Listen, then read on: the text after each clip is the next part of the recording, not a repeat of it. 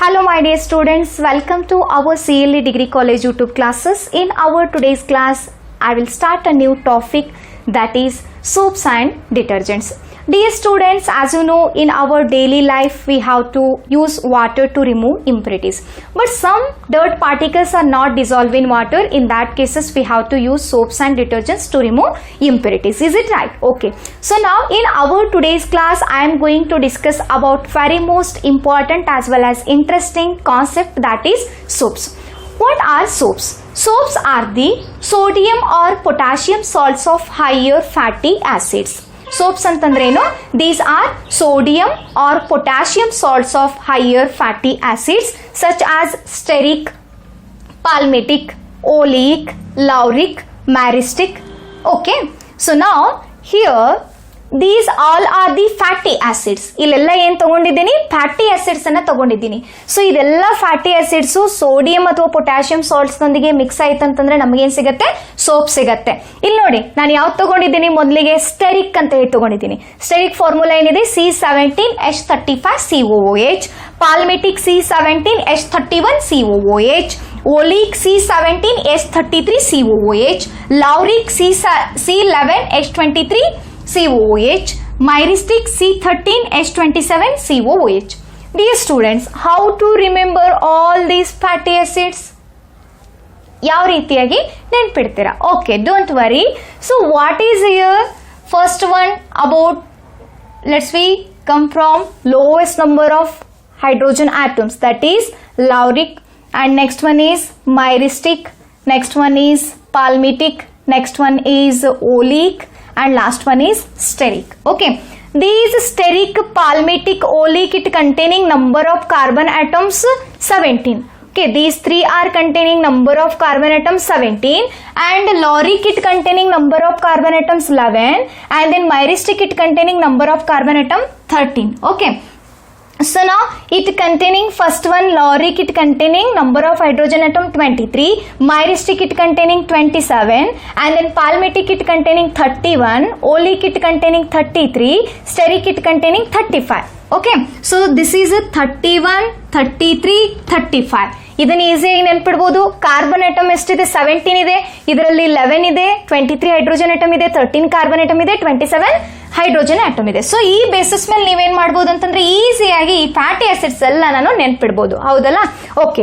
So ನಾವು if soap containing sodium salt, ಒಂದ್ ವೇಳೆ ಸೋಪ್ ನಲ್ಲಿ ಸೋಡಿಯಂ ಸಾಲ್ಟ್ ಪ್ರೆಸೆಂಟ್ ಇದ್ದಿತ್ತಂತಂದ್ರೆ then we have to call it as hard soap. ಅದಕ್ಕೇನಂತ ಕರಿತೀವಿ? ಹಾರ್ಡ್ ಸೋಪ್ ಅಂತ ಹೇಳಿ ಕರಿತೀವಿ.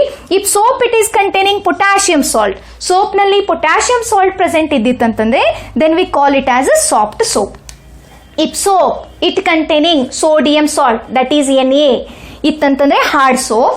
If soap it containing potassium salt, that is K+, it is called as a soft soap. These two types of soaps are water soluble. ಇವೆರಡೂ soap ಏನಾಗತ್ತೆ ಅಂತಂದ್ರೆ water ನಲ್ಲಿ ಈಸಿಯಾಗಿ ಸೊಲ್ಯುಬಲ್ ಆಗತ್ತೆ. Soaps with other metals except sodium and potassium. Soaps with other metals, these are water insoluble. Soaps ಬೇರೆ metal ನಲ್ಲಿ ಇದ್ದಿತ್ತಂತಂದ್ರೆ these are water insoluble. Okay, and now next one, for example soaps such as sodium stearate C17H35COO minus Na plus, potassium oleate C17H33COO minus K plus. How could you remember all this?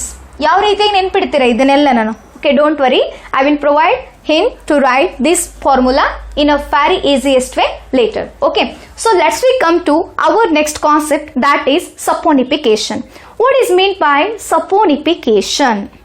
Saponification, higher fatty acids or oils, it is on hydrolysis to give glycerol and soap. ಯಾವುದಾದ್ರೂ ಒಂದು oil ಅಥವಾ fat ಅನ್ನ ತೆಗೆದುಕೊಂಡು ಅದನ್ನ hydrolysis ಮಾಡಿದಾಗ ನಮಗೇನ್ ಸಿಗತ್ತಂತಂದ್ರೆ glycerol ಮತ್ತೆ soap ಸಿಗತ್ತೆ. alkaline hydrolysis of oils and fats, alkaline hydrolysis of oils on fats which are glyceryl esters of higher fatty acids, which are glyceryl esters of higher fatty acids.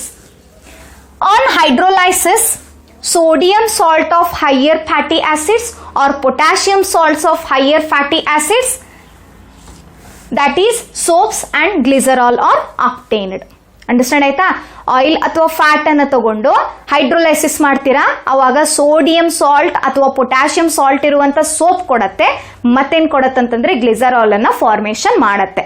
So here I am using fat. Its formula is like this one, CH2OCOR, CHOCOR, CH2OCOR. ಇದನ್ನ ಯಾವ ರೀತಿಯಾಗಿ ಬರೀತೀರಾ? So ಸ್ವಲ್ಪ ಒಂದು hint ಕೊಡ್ತೀನಿ, follow ಮಾಡಿ. It is RCOO, RCOO, RCOO. ಎಷ್ಟು times ಬರೆದ್ರಿ? 3 times ಬರೆದ್ರಾ? Okay. So ಇಲ್ಲೇನ್ ಮಾಡಿ, CH2 ಬರೀರಿ, ಇಲ್ಲಿ CH ಬರೀರಿ, ಇಲ್ಲಿ CH2 ಬರೀರಿ. ಆಯ್ತು. ಇದು ಇವಾಗ ಏನಾಯ್ತು ಅಂತಂದ್ರೆ ನಮ್ದು ಫ್ಯಾಟ್ ಆಯ್ತು, ಹೌದಾ? ಇಟ್ ಈಸ್ ಆನ್ ಹೈಡ್ರೋಲೈಸಿಸ್ ಮಾಡ್ತೀನಿ ಬೈ ಯೂಸಿಂಗ್ ಸೋಡಿಯಂ ಹೈಡ್ರಾಕ್ಸೈಡ್. ನಾನು ಮೊದಲಿಗೆ ಏನ್ ತಗೊಂಡಿದ್ದೀನಿ, ಇಲ್ಲಿ ಸೋಡಿಯಂ ಹೈಡ್ರಾಕ್ಸೈಡ್ ತಗೊಂಡಿದ್ದೀನಿ. I am using 3 moles. Okay, sodium hydroxide. ಸ್ವಲ್ಪ ಈ ಕಡೆ ಗಮನ ಕೊಡಿ. RCOO ಮೈನಸ್ ಇದೆ, RCOO ಮೈನಸ್ ಇದೆ, RCOO ಮೈನಸ್ ಇದೆ. ಇದು CH2 CH2 ಇದು ಈ ರೀತಿಯಾಗಿ ಆಯ್ತು. ಇಲ್ಲೇನಿದೆ ಅಂತಂದ್ರೆ Na ಪ್ಲಸ್ ಇದೆ, OH ಮೈನಸ್ ಇದೆ, Na plus and OH minus. ಇವಾಗ ಸ್ವಲ್ಪ ಹೇಳ್ರಿ, ಇದು ನೆಗೆಟಿವ್ ಎಂಡ್ ಇದೆ, ಇದು ಪಾಸಿಟಿವ್ ಇದೆ, ಇದು ನೆಗೆಟಿವ್ ಇದೆ. ಇದ್ರ ಜೊತೆಗೆ ಯಾವುದು ಈಸಿಯಾಗಿ ಅಟ್ರಾಕ್ಟ್ ಆಗತ್ತೆ, ಯಾವುದು ಈಸಿಯಾಗಿ ಬೈಂಡ್ ಆಗತ್ತೆ, OH ಆಗತ್ತೋ ಅಥವಾ Na ಆಗತ್ತೋ? Yes, obviously that is Na. So ಇಲ್ಲಿ ನೋಡಿ, RCOO ಇದೆ, RCOO ಇದೆ, RCOO ಇದೆ. ಎಷ್ಟು ಟೈಮ್ ಇದೆ? 3 ಟೈಮ್ ಇದೆ. ಇಲ್ಲಿ ನೆಗೆಟಿವ್ ಇದೆ, ಯಾವ್ದನ್ನ ಅಟ್ರಾಕ್ಟ್ ಮಾಡ್ಕೊಳ್ಳುತ್ತೆ? ಸೋಡಿಯಂ ಅನ್ನ. ಸೊ ಇದು ಇವಾಗ ಏನಾಯ್ತು? RCOO Na ಅಂತ ಹೇಳಿ ಆಯ್ತು. RCOO Na, it is O minus and it is Na plus. Okay, and now next one. Here CH2, CH2. What is the remaining here? Negative end. That is the OH. CH2OH, CHOH, CH2OH. What its name? Glycerol. ಇದಕ್ಕೇನಂತ ಕರಿತೀವಿ? Glycerol. CH2OH, CHOH, CH2OH, Glycerol. If you want potassium soap, ನಿಮಗೇನಾದ್ರೂ ಒಂದ್ ವೇಳೆ potassium soap ಬೇಕಂತಂದ್ರೆ you have to add instead of NaOH you have to add KOH. ನಿಮಗೇನಾದ್ರೂ potassium salt ಬೇಕಾಗಿತ್ತಂತಂದ್ರೆ ನೀವೇನ್ ಮಾಡಿ, sodium hydroxide ಬದಲಾಗಿ ಪೊಟ್ಯಾಷಿಯಂ ಹೈಡ್ರಾಕ್ಸೈಡ್ ಅನ್ನು ಹಾಕಿ, ಅವಾಗ ನಿಮಗೆ ಏನ್ ಸಿಗತ್ತಂತಂದ್ರೆ RCOOK ಅಂತ ಹೇಳಿ ಸಿಗತ್ತೆ. ಪೊಟ್ಯಾಷಿಯಂ ಸಾಲ್ಟ್ ಇರುವಂತ ಸೋಪ್ ಸಿಗತ್ತೆ. This is about the saponification. ಇದೇನಂತಂದ್ರೆ saponification. And if you want to write the example, ನಿಮಗೊಂದ್ ವೇಳೆ ಏನಾದ್ರೂ ಎಕ್ಸಾಂಪಲ್ ಬರೀಬೇಕು ಅಂತ ಹೇಳಿ ಅನ್ಸಿತ್ತಂತಂದ್ರೆ just you have to put here R means it may be steric, it may be palmitic, or it may be olate, or it may be laurate, or it may be myristic. So ಇದು R group ಅಂತೇಳಿ ಏನ್ ಹೇಳಿದೀನಲ್ಲ, ನಿಮಗೇನಾದ್ರೂ ಒಂದ್ ವೇಳೆ stearate soap ಬೇಕಾಗಿತ್ತಂತಂದ್ರೆ R group ನಲ್ಲಿ alkyl substitute ಮಾಡಿ. ಏನ್ alkyl ಇದೆ? C17H35, C17H35, C17H35 ಅಂತೇಳಿ ಹಾಕಿ. ಒಂದ್ ವೇಳೆ ಪಾಲ್ಮಿಟಿಕ್ ಬೇಕಾಗಿತ್ತಂತಂದ್ರೆ C17H31, C17H31, C17H31 ಅಂತ ಹೇಳಿ ಸಬ್ಸ್ಟಿಟ್ಯೂಟ್ ಮಾಡಿ.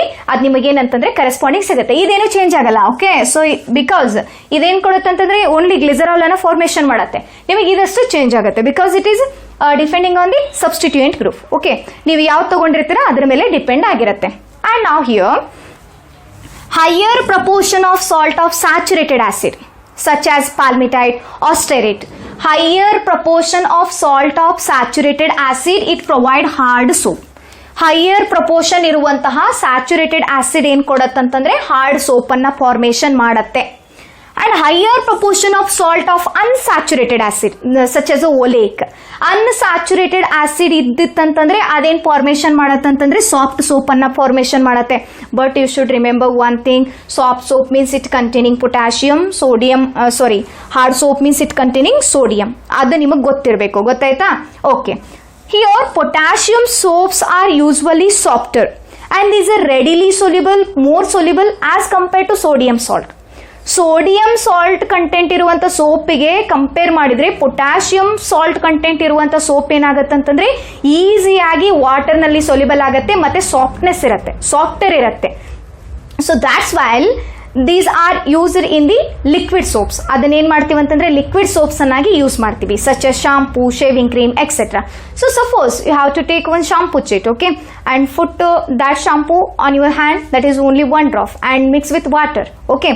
ಅವಾಗ ಏನಾಗತ್ತಂತಂದ್ರೆ ಇಟ್ ಈಸ್ ಈಸಿಲಿ ಸೊಲ್ಯುಬಲ್. ಅವಾಗ ಶಾಂಪೂ ತಗೊಂಡು ಸ್ವಲ್ಪ ಅದಕ್ಕೆ ವಾಟರ್ ಹಾಕಿದ್ರೆ ಅಂತಂದ್ರೆ ಈಸಿಯಾಗಿ ಸೊಲ್ಯುಬಲ್ ಆಗತ್ತೆ because of presence of potassium salt. ಏನಕ್ಕಂತಂದ್ರೆ ಪೊಟ್ಯಾಷಿಯಂ ಸಾಲ್ಟ್ ಪ್ರೆಸೆಂಟ್ ಇರೋದ್ರಿಂದ. ಅಂಡರ್ಸ್ಟ್ಯಾಂಡ್ ಆಯ್ತಾ? ಅದೇ ಯಾವ್ದಾದ್ರು ಒಂದು ಬಾರ್ ತಗೊಳ್ಳಿ, ಬಾರ್ ತಗೊಂಡು ಏನ್ ಮಾಡಿ ಅದಕ್ಕೆ ವಾಟರ್ ಹಾಕಿ, ಅವಾಗ ನಿಮ್ ಸೂಪ್ ಕರಗತ್ತಾ? ಇಲ್ಲ, due to presence of sodium salt. Understand ಆಯ್ತಾ? Okay, so now let's we move to next one, advantages and disadvantages of soaps. In that first, I will discuss about here advantages of soaps. What are the advantages of soaps? As you know, in our day-to-day life, we have to use soaps as well as detergents for the cleansing purpose. Is it right? Okay. So first one is, soaps are acts as a good cleansing agent. Soaps, these are acts as a good cleansing agents and these are 100% biodegradable. ಇದೇನಿರತ್ತಂತಂದ್ರೆ 100% biodegradable. And second one is microorganisms present in the sewage. Microorganisms present in the sewage can completely oxidize the soap into carbon dioxide. Sewage ನಲ್ಲಿ present ಇರುವಂತ micro organisms ಏನ್ ಮಾಡತ್ತಂತಂದ್ರೆ soap ಅನ್ನ complete ಆಗಿ oxidise ಮಾಡತ್ತೆ. ಏನ್ formation ಮಾಡತ್ತಂತಂದ್ರೆ carbon dioxide. But it is not harmful to environment. ಆದ್ರೆ ಇದು ಎನ್ವಿರಾನ್ಮೆಂಟ್ಗೆ ಹಾರ್ಮ್ಫುಲ್ ಆಗಿಲ್ಲ. Okay, because it does not create any pollution. ಇದು ಯಾವುದೇ ರೀತಿಯಾಗಿರುವಂಥ ಪೊಲ್ಯೂಷನ್ ಅನ್ನ ಕ್ರಿಯೇಟ್ ಮಾಡಲ್ಲ. But again let's we see here disadvantages. Soaps it containing disadvantages also. One is it forms white curdy PPT in hard water. Soaps ಏನ್ ಮಾಡತ್ತಂತಂದ್ರೆ hard water ನಲ್ಲಿ ಹಾಕಿದ ತಕ್ಷಣ white ಕರ್ಡಿ ಪಿಪಿಟಿಯನ್ನ ಪ್ರೊಡ್ಯೂಸ್ ಮಾಡತ್ತೆ. ಏನಕ್ಕಂತಂದ್ರೆ due to insoluble calcium and magnesium. Calcium ಮತ್ತೆ magnesium insoluble formation ನಲ್ಲಿ ಇರೋದ್ರಿಂದ ಹಾರ್ಡ್ ವಾಟರ್ ನಲ್ಲಿ ಏನ್ ಮಾಡತ್ತಂತಂದ್ರೆ ಕರ್ಡಿ ಪಿಪಿಟಿಯನ್ನ ಫಾರ್ಮೇಶನ್ ಮಾಡತ್ತೆ. And next one, it can't be used in acidic solution. ಇದನ್ನ ಅಸಿಡಿಕ್ ಸೊಲ್ಯೂಷನ್ ನಲ್ಲಿ ತೆಗೆದುಕೊಳ್ಳೋದಿಲ್ಲ. These are two main disadvantages of soaps. Okay, so ನಾವ್ let's be see here how to write examples of this soaps. ಆಗಲೇ ನಾನು ಹೇಳ್ತೇನೆ ಅಂದಿದ್ನಲ್ಲ ಆಮೇಲೆ. So ನೋಡಿ ಯಾವ ರೀತಿಯಾಗಿ ಬರೀಬೇಕು. ಇಲ್ಲಿ ಸೋಡಿಯಂ ಸ್ಟಿರೇಟ್ ಅಂತ ಹೇಳಿ ಇದೆ, ಸೋಡಿಯಂ ಸ್ಟಿರೇಟ್. ಸೊ ಜಸ್ಟ್ ನೀವೇನ್ ಮಾಡಿ ಇದನ್ನಷ್ಟೇ ನೆನ್ಪಿಟ್ಕೊಳ್ಳಿ. If you want hard soap, you have to use sodium salt. If you want soft soap, you have to use potassium salt. ಇಲ್ಲೇನ್ ಮಾಡಿ ಅಂತಂದ್ರೆ ಆರ್ ಪ್ಲೇಸ್ ನಲ್ಲಿ ಇದು ಯಾವ್ದು ಬೇಕು ಇವಾಗ ನಿಮ್ಗೆ? ಸೋಡಿಯಂ ಸ್ಟಿರೇಟ್ ಬೇಕಂತ ತಿಳ್ಕೊಳ್ಳಿ. ಸೋಡಿಯಂ ಸ್ಟಿರೇಟ್ ಅಂತಂದ್ರೆ ಏನ್ ಹಾಕ್ಬೇಕು? ಜಸ್ಟ್ ನೀವು ಇಲ್ಲಿ ಏನ್ ಮಾಡ್ಬೇಕಂತಂದ್ರೆ ಎಚ್ ಅನ್ನ ತೆಗೆದು ಹಾಕಿ ನೀವೇನ್ ಬರೀರಿ NA ಅಂತ ಹೇಳಿ ಬರೀರಿ. C17H35COO NA. ಹೌದಾ? ನೀವು ಸೋಡಿಯಂ ಪಾಲ್ಮೇಟೇಟ್ ಬೇಕಾಗಿತ್ತಂತಂದ್ರೆ C17H31COO NA ಅಂತ ಹೇಳಿ ಬರೀರಿ. Just you have to remove this H.